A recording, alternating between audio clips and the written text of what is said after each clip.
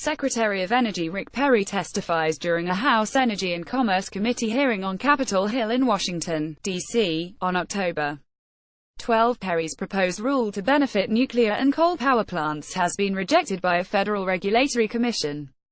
Drew Getty Images. A federal energy regulator has rejected a proposed rule that would have subsidized nuclear and coal plants, helping those fuel sources compete with cheaper natural gas and renewables.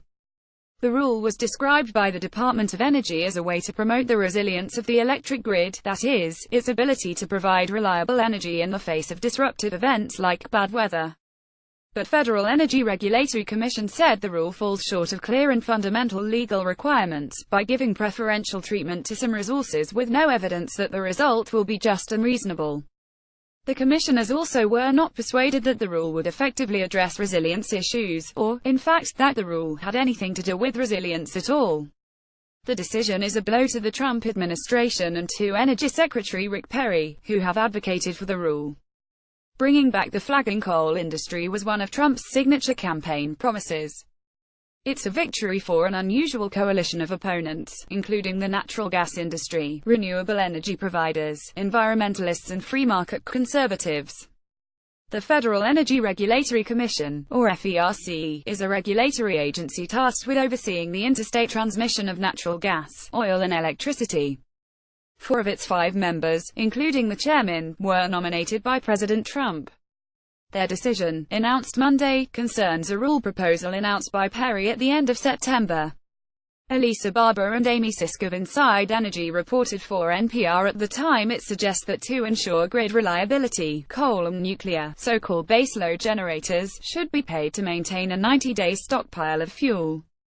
Perry contends this would help prevent widespread power outages like those caused by the recent powerful hurricanes. The proposal has been met with delight by the coal and nuclear industries, both of which are struggling to compete with cheaper wind and solar. But other parts of the energy world have cried foul, predicting that such a move would blow up energy markets and radically reshape the U.S. electricity industry.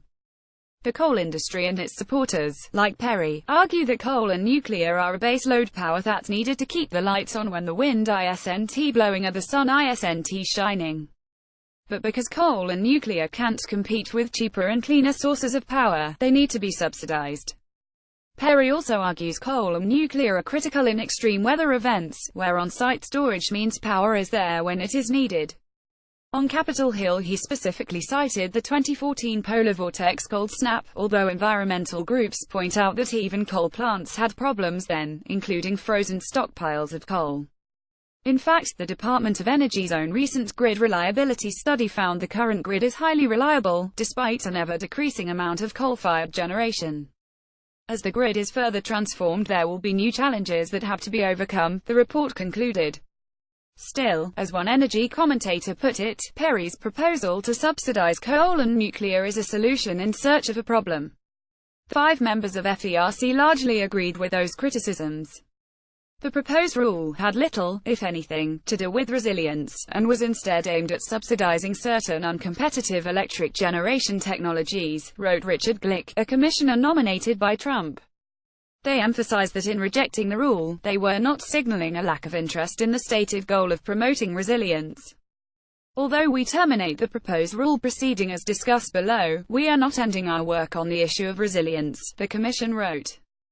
To the contrary, we are initiating a new proceeding to address resilience in a broader context.